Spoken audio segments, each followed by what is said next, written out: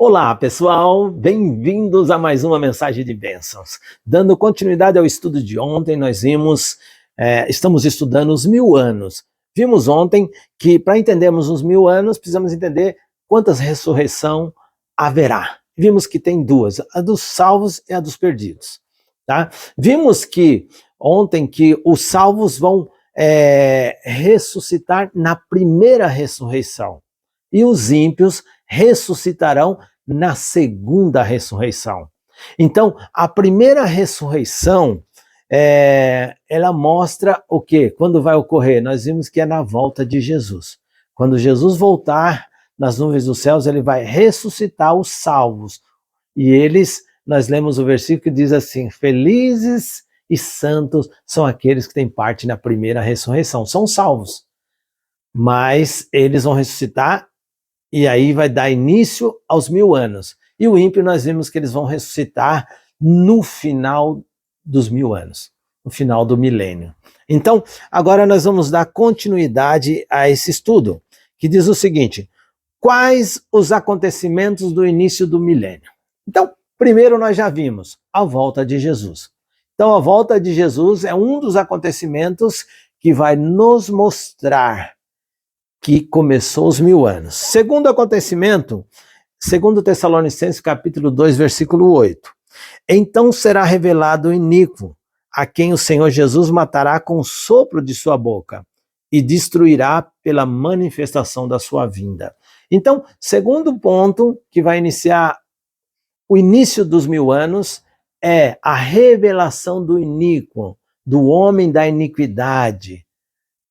Então, vai ser revelado este homem que é o grande poder. A palavra besta na Bíblia se refere a poder, reinos, reis, presidentes, vamos dizer assim, muito poder. A palavra besta, né, um animal não é pejorativo.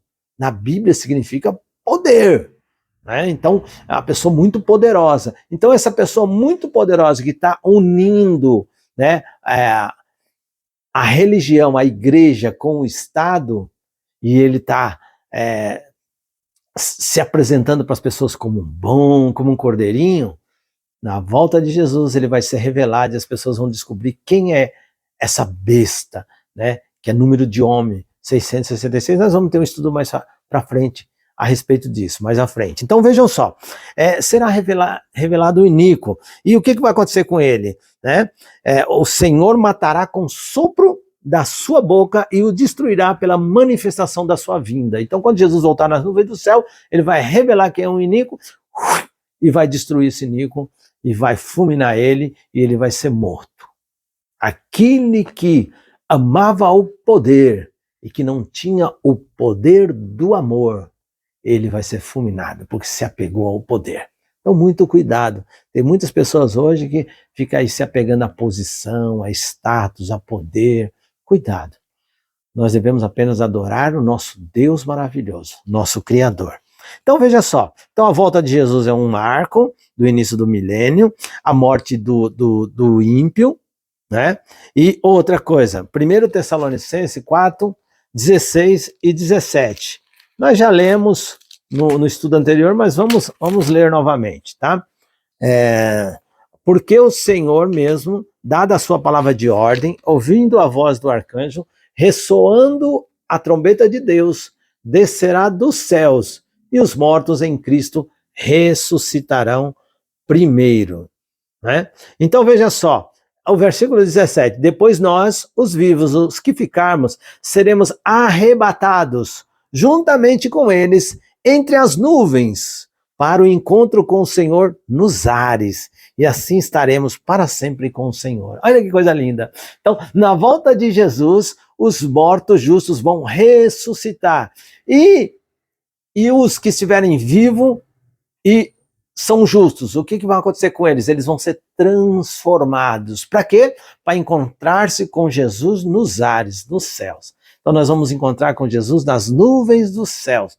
Jesus não vai pisar dessa vez nessa terra, tá bom?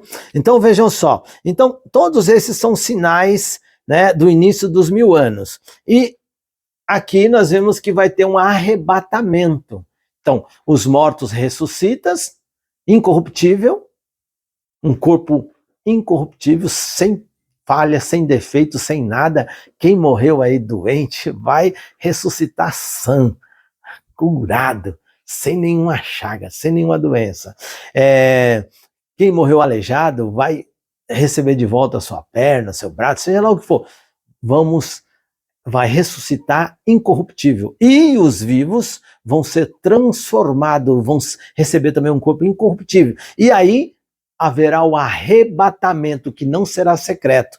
Todo olho verá. Então aí os salvos então vão ser arrebatados para encontrar-se com Jesus nos ares. E aí vão fazer uma viagem interplanetária até o terceiro céu, onde mora Deus. Que coisa linda, maravilhosa, fazer parte desta grande viagem.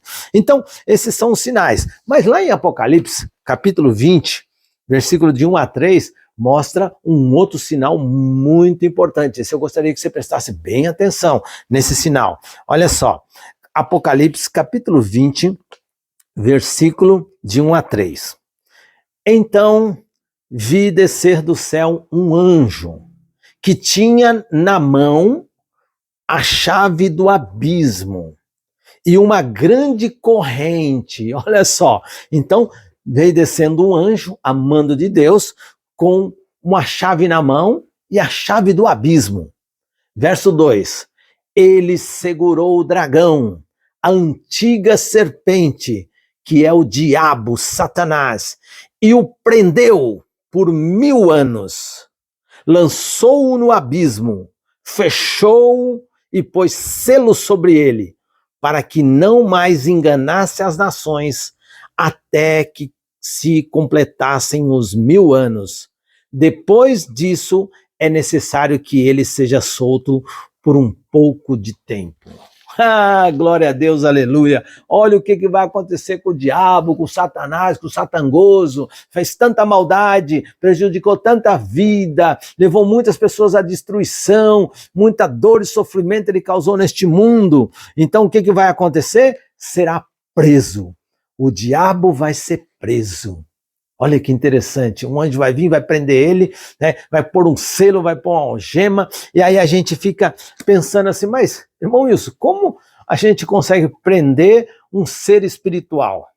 Se o diabo, ele é um ser espiritual, ele consegue atravessar paredes, como que uma algema, uma chave ou uma prisão pode prender ele? Então ele diz aqui que este anjo vai prender ele, mas essa prisão será circunstancial, porque diz no final do versículo que ele vai ser preso e não vai ter quem atentar. Ele não vai ter súditos, ele não vai ter seguidores. E nós vamos analisar isso, né, no período do milênio. Por que isso? Então, para deixar bem claro, no início dos 1000 anos vai haver o quê? A volta de Jesus, a destruição do iníquo, dos ímpios também vão ser mortos, né? A ressurreição dos justos, o arrebatamento dos justos e a prisão de Satanás mostra o início dos 1000 anos. Agora vamos analisar, tá? Quais as condições durante os 1000 anos, o que vai acontecer nesse período de 1000 anos? Você quer saber? Então, no próximo estudo, tá bom? Porque a gente vai estender muito aqui. Então, eu gostaria que você, eu vou ver se eu consigo postar junto, para não estender muito, tá bom? Mas nós vamos ver no período dos 1000 anos o que vai estar acontecendo, né?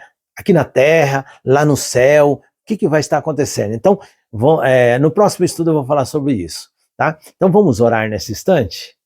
Soberano, grande Deus, te agradecemos, Senhor Deus, por essa série de estudos que estamos tendo. A tua palavra tem aquecido os nossos corações, alegrado a nossa vida, dando-nos esperança. Obrigado por isso.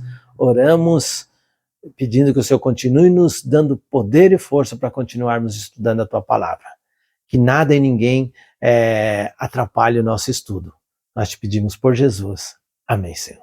Amém. Amém, queridos. Que Deus te abençoe.